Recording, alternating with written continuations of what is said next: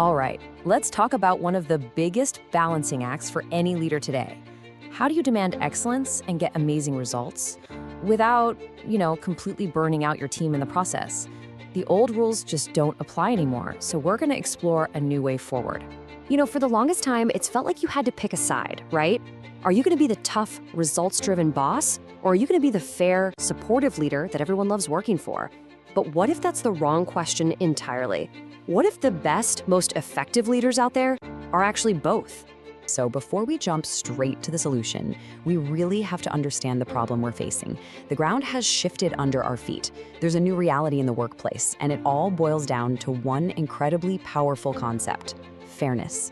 That's right, the old school, top-down, because I said so style of leadership, it's just not cutting it anymore. People today aren't just clocking in for a paycheck. They're looking for respect, for transparency, and a real sense of equity in how they're treated and how their work is judged. And the source material is crystal clear about what's driving this big shift. It's a generational thing. For millennials and the generations coming up behind them, a more democratic leadership style isn't just a nice to have, it's a core expectation. They're wired for collaboration and clear processes, not just taking orders from on high. Okay, so in this totally new landscape, how do you lead effectively?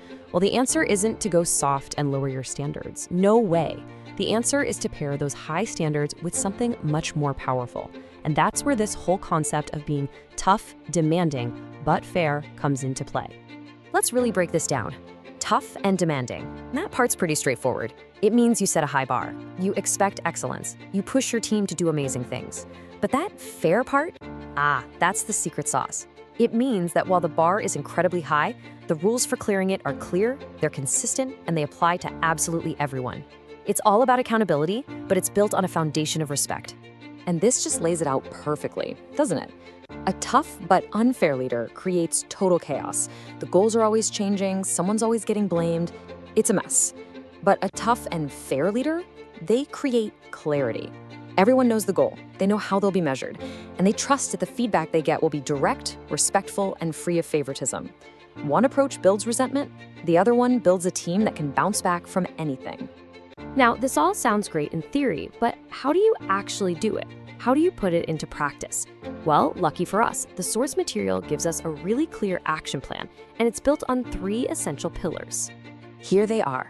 It really comes down to these 3 powerful steps. First, you've got to work on your own character. Second, you have to lead by example. And third, you need to build fairness right into the systems of your workplace. So let's dig into what each of these really looks like. Okay, pillar number 1 is all about the inside job. You can't project fairness if you aren't being honest with yourself. This means you have to actively question your own biases. Ask yourself, do I unconsciously give the best assignments to the same 2 people every time? It's about acting with integrity, especially when nobody's watching, and just being a consistent, reliable person. Your team's trust is built on your character, not your job title. Next up, you have to walk the talk. Look, it's one thing to talk a big game about accountability. It's another thing entirely to stand up in a team meeting and say, you know what? I dropped the ball on that project, and here's exactly how I'm going to fix it. That kind of transparency, that's what really sets the standard. Your team is watching what you do way more than they're listening to what you say. And finally, you have to make fairness operational. This is all about embedding it into your team's day-to-day processes. For example, do you have a clear, written-down guide for performance reviews? Or is it just based on a feeling? When you assign projects, is it based on who has the right skills or who's in your inner circle?